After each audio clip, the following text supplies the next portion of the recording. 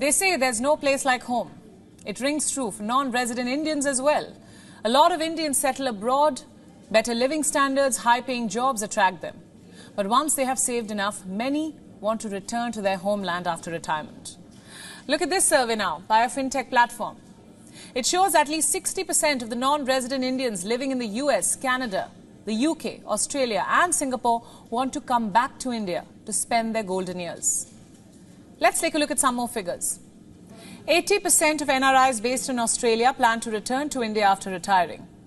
We have the same figure for Singapore. From the US, 75% of NRIs want to come back. From the UK, the figure stands at 70%. From Canada, it is 63%. So why do so many Indians want to come back home? It's as much for financial as for emotional reasons. You see, India is formulating a strong strategy to stabilize its economy. It has become an emerging global startup hub to reckon with. There are stellar manufacturing capabilities, financial services and technology advancements. Simply put, there are promising investment opportunities for NRIs who have earned in dollars. Investment in India can bring huge profits.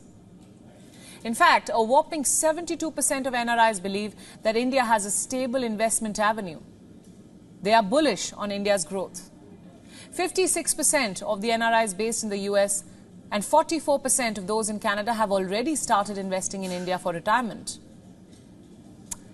Then, of course, there is low cost of living. NRIs who have earned in dollars all their life and have thousands saved up in their retirement funds can afford a better life in India.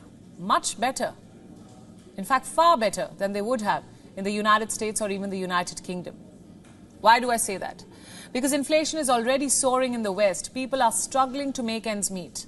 After retirement, when there are no monthly paychecks and only bills to pay, NRIs would be financially better off in India. There is also better and more accessible healthcare. In America, the average wait time for emergency room is 145 minutes. In the UK, it's 70 minutes. In fact, last year, nearly 40% of NHS hospital departments in England had an average treatment waiting time of more than 18 weeks. For some, it was well over 30 weeks. In India, the waiting period lies between 15 and 20 minutes.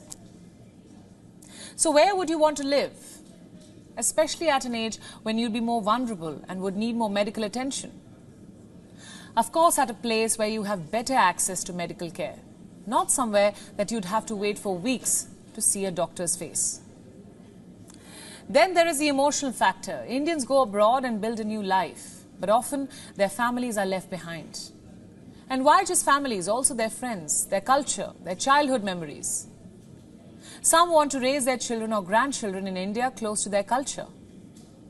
You see, a lot of Indians move to foreign countries every year. Reports say the figure lies between 1 and 2.5 million. As of data from 2020, 18 million Indians live abroad. India has the largest diaspora population in the world. Because of this trend, with doctors, engineers and tech-savvy individuals moving out, India has grappled with brain drain. But now the good part is, a lot of the NRIs want to come back, even if it's after retirement. Home is, after all, home. WION World is One is now available in your country. Download the app now and get all the news updates on the move.